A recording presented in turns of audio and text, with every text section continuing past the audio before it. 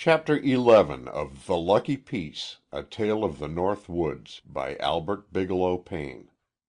Recording is in the public domain. Chapter 11 During the Absence of Constance. Yet the adventure on the mountain was not without its ill effects. It happened that day that Mr. and Mrs. Deane had taken one of their rare walks over to Spruce Lodge.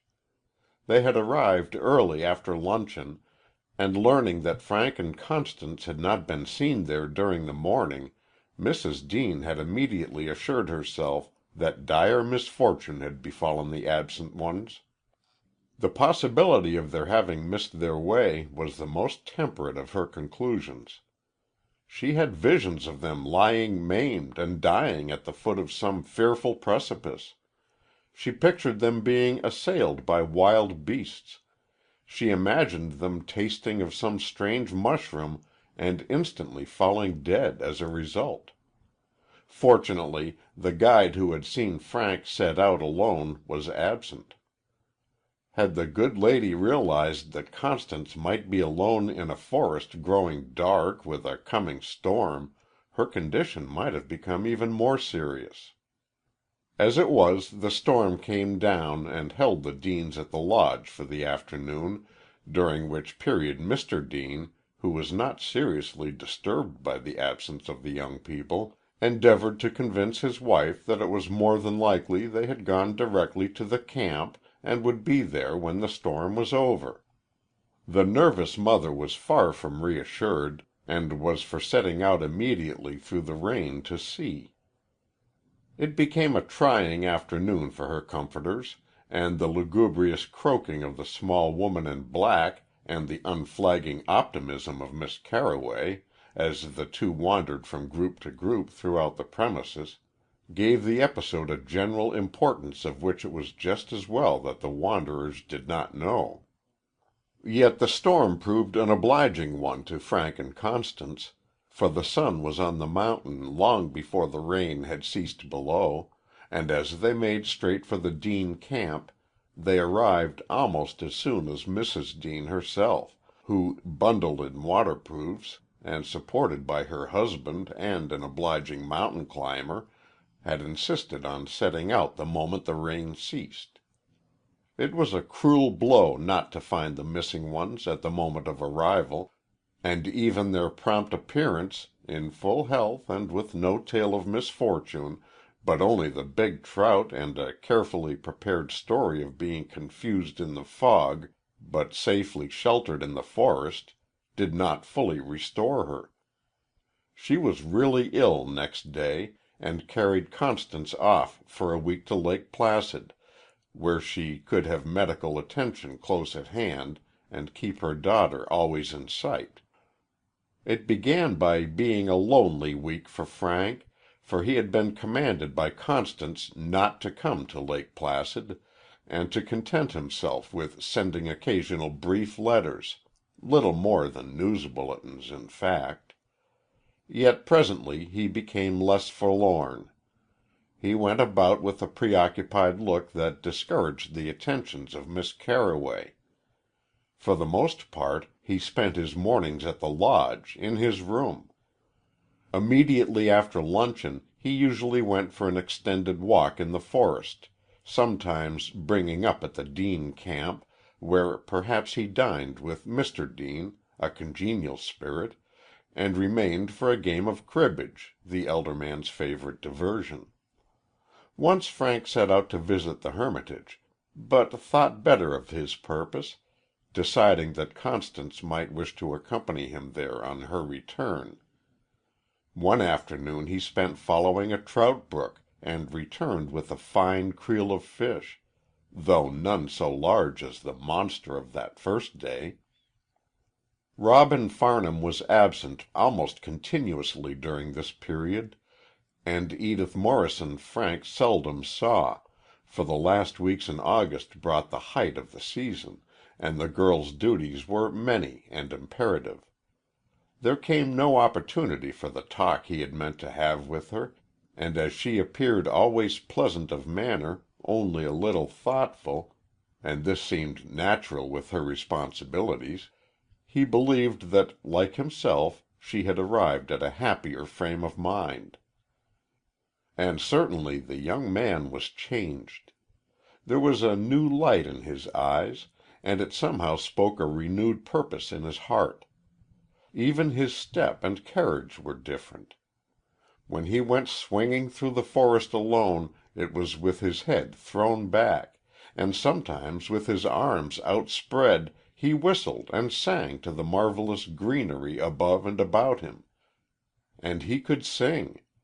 Perhaps his was not a voice that would win fame or fortune for its possessor, but there was in it a note of ecstasy which answered back to the call of the birds, to the shout or moan of the wind, to every note of the forest.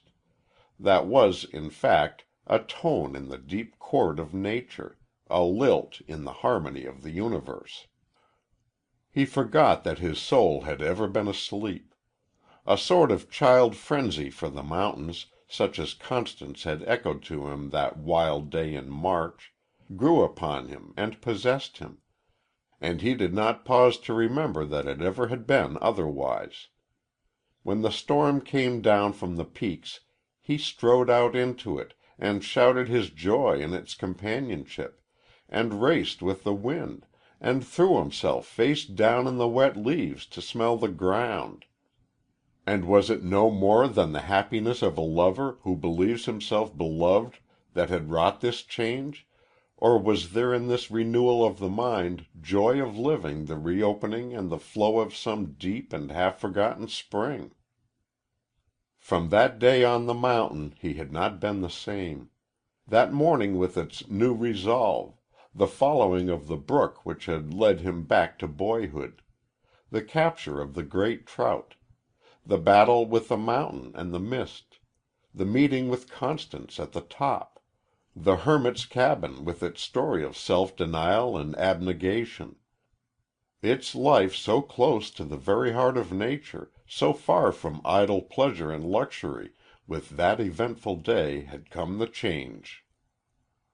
In his letters to Constance, Frank did not speak of these things. He wrote of his walks, it is true, and he told her of his day's fishing, also of his visits to her father at the camp. But of any change or regeneration in himself, any renewal of old dreams and effort, he spoke not at all. The week lengthened before Constance returned, though it was clear from her letters that she was disinclined to linger at a big conventional hotel when so much of the summer was slipping away in her beloved forest. From day to day they had expected to leave, she wrote, but as Mrs. Dean had persuaded herself that the Lake Placid practitioner had acquired some new and subtle understanding of nerve disorders, they were loath to hurry. The young lady ventured a suggestion that Mr. Weatherby was taking vast comfort in his freedom from the duties and responsibilities of accompanying a mushroom enthusiast in her daily rambles, especially a very exacting young person with a predilection for trying new kinds upon him and for seeking strange and semi-mythical specimens, peculiar to hazy and lofty altitudes. "I am really afraid I shall have to restrain my enthusiasm," she wrote in one of these letters. "I am almost certain that Mamma's improvement and desire to linger here are largely due to her conviction that so long as I am here you are safe from the baleful Amanita, not to mention myself. Besides, it is a little risky sometimes, and one has to know a very great deal to be certain. I have had a lot of time to study the book here, and have attended a few lectures on the subject. Among other things, I have learned that certain amanitas are not poison, even when they have the cup. One in particular that I thought deadly is not only harmless, but a delicacy which the Romans called Caesar's mushroom, and of which one old epicure wrote, "Keep your corn, O Libya! Unyoke your oxen, provided only you send us mushrooms." She went on to set down the technical description from the textbook and a simple rule for distinguishing the varieties, adding, "I don't suppose you will gather any before my return. You would hardly risk such a thing without my superior counsel. But should you do so, keep the rule in mind. It is taken word for word from the book, so if anything happens to you while I am gone, either you or the book will be to blame, not I. When I come back, if I ever do, I mean to try at least a sample of that Epicurean delight, which one old authority called food of the gods, provided I can find any of them growing outside of that gruesome devil's garden." Frank gave no special attention to this portion of her letter. His interest in mushrooms was confined chiefly to the days when Constance could be there to expatiate on them in person. In another letter she referred to their adventure on the mountain, and to the fact that Frank would be likely to see Robin before her return. "You may tell Robin Farnham," she said, "about our visit to the hermit, and of the message he sent. Robin may be going in that direction very soon, and find time to stop there. Of course, you will be careful not to let anything slip about the tale he told us. I am sure it would make no difference, but I know you will agree with me that his wishes should be sacred. Dear me, what a day that was, and how I did love that wonderful house. Here, among all these people, in this big modern hotel, it seems that it must have been all really enchantment. Perhaps you and Robin could make a trip up there together. I know if there truly is a hermit he will be glad to see you again. I wonder if he would like to see me again. I brought up all those sad memories. Poor old man. My sympathy for him is deeper than you can guess." It happened that Robin returned to the Lodge that same afternoon. A little later Frank found him in the guide's cabin, and recounted to him his recent adventures with Constance on the mountain, how they had wandered at last to the hermitage, adding the message which their host had sent to Robin himself. The guide listened reflectively, as was his habit. Then he said, "It seems curious that you should have been lost up there, just as I was once, and that you should have drifted to the same place. You took a little different path from mine. I followed the chasm to the end, while you crossed on the 2 logs which the old fellow and I put there afterward to save me time.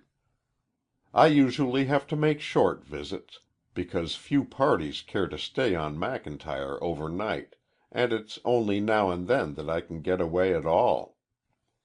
I have been thinking about the old chap a good deal lately, but I'm afraid it would mean a special trip just now, and it would be hard to find a day for that."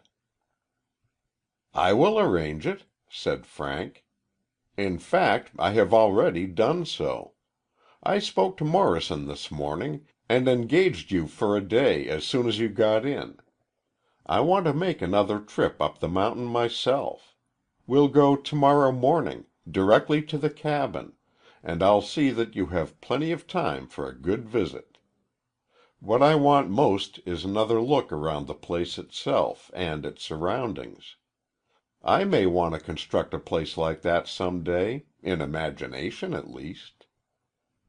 So it was arranged that the young men should visit the hermitage together. They set out early next morning, following the McIntyre trail to the point below the little fall where the hermit had bidden good-bye to mankind so many years before.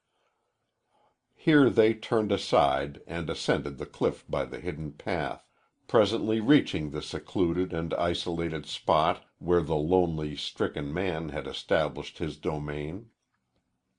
As they drew near the curious dwelling, which because of its construction was scarcely noticeable until they were immediately upon it, they spoke in lowered voices, and presently not at all.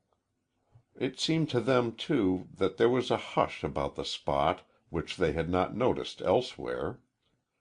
Frank recalled the chorus of birds which had filled the little garden with song, and wondered at their apparent absence now. The sun was bright, the sky above was glorious, the gay posies along the garden paths were as brilliant as before, but so far as he could see and hear, the hermit's small neighbors and companions had vanished. "There is a sort of Sunday quiet about it," whispered Frank. "Perhaps the old fellow is out for a ramble and has taken his friends with him." Then he added, "I'll wait here while you go in. If he's there, stay and have your talk with him while I wander about the place a little. Later, if he doesn't mind, I will come in." Frank directed his steps toward the little garden and let his eyes wander up and down among the beds which the hermit had planted. It was late summer now, and many of the things were already ripening. In a little more the blackening frost would come and the heavy snow drift in. What a strange life it had been there, winter and summer, with only nature and a pageantry of dreams for companionship. There must have been days when, like the Lady of Shalott, he had cried out, "I am sick of shadows," and it may have been on such days that he had watched by the trail to hear and perhaps to see real men and women. And when the helplessness of very old age should come, what then? Within his mind, Frank had a half-formed plan to persuade the hermit to return to the companionship of men. There were many retreats now in these hills, places where every comfort and the highest medical skill could be obtained for patients such as he.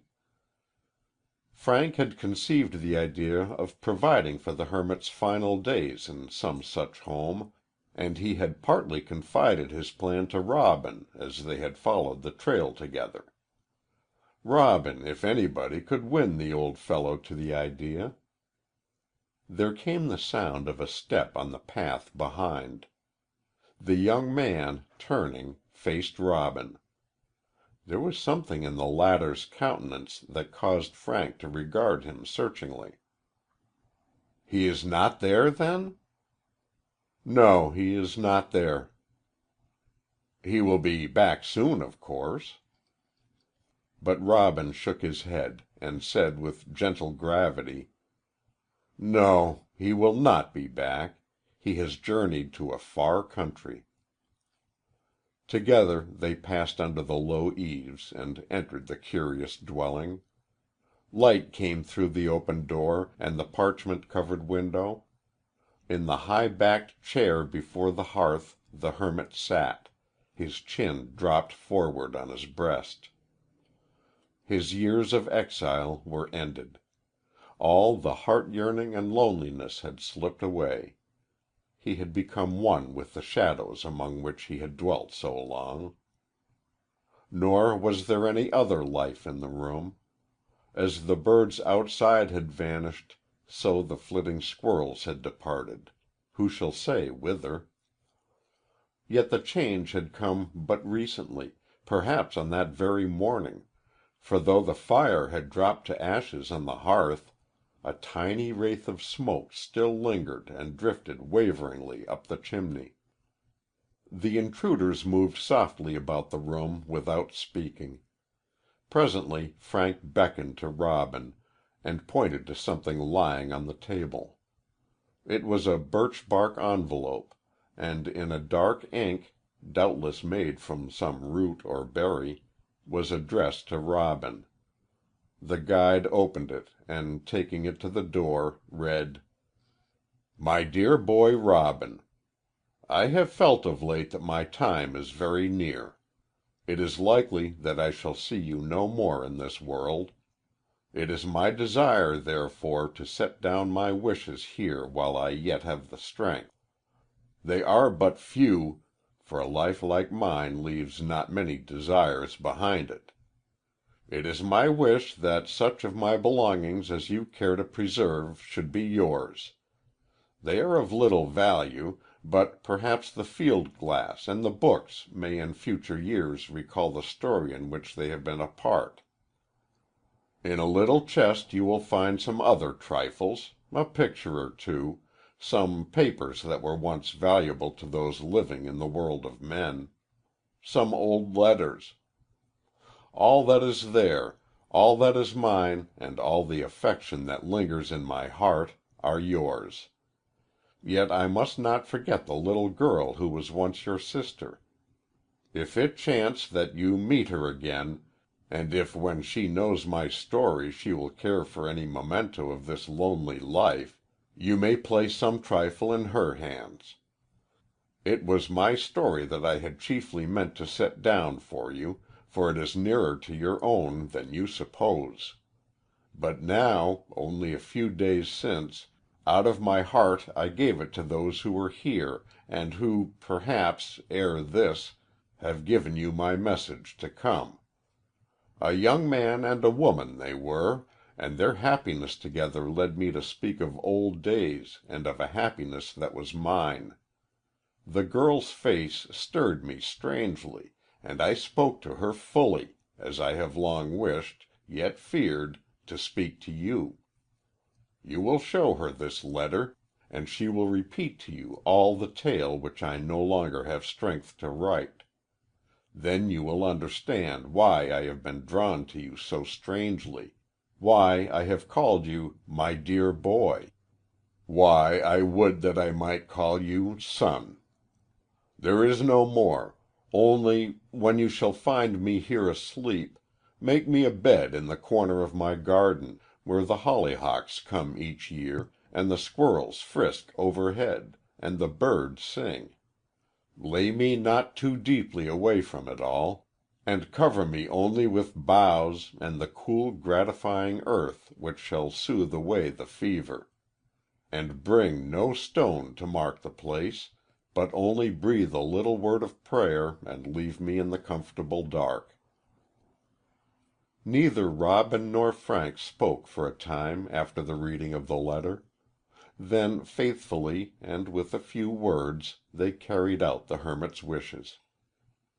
Tenderly and gently they bore him to the narrow resting place which they prepared for him, and when the task was finished, they stood above the spot for a little space with bowed heads. After this they returned to the cabin, and gathered up such articles of Robin's inheritance as they would be able to carry down the mountain. The books and field glass, which had been so much to him, the gun above the mantel, a trout rod, and a package of articles from the little chest which they had brought to the door and opened. At the top of the package was a small, cheap ferrotype picture, such as young people are wont to have made at the traveling photographer's. It was of a sweet-faced, merry-lipped girl, and Robin scanned it long and thoughtfully. "That is such a face as my mother had when young," he said at last. Then turning to Frank, "Did he know my mother? Is that the story?" Frank bent his head in assent. "That is the story," he said, "but it is long. Besides, it is his wish, I am sure, that another should tell it to you." He had taken from the chest some folded, official-looking papers as he spoke, and glanced at them now, first hastily, then with growing interest. They were a quantity of registered bonds, the hermit's fortune, which in a few brief days had become, as he said, but a mockery of scrolled engraving and gaudy seals. Frank had only a slight knowledge of such matters, yet he wondered if by any possibility these old securities of a shipwrecked company might be of value to-day. The corporation title, he thought, had a familiar sound. A vague impression grew upon him that this company had been one of the few to be rehabilitated with time, that in some measure at least it had made good its obligations. "Suppose you let me take these," he suggested to Robin. "They may not be wholly worthless. At least it will do no harm to send them to my solicitor." Robin nodded. He was still regarding the little tintype, and the sweet young face of the mother who had died so long ago. Chapter 11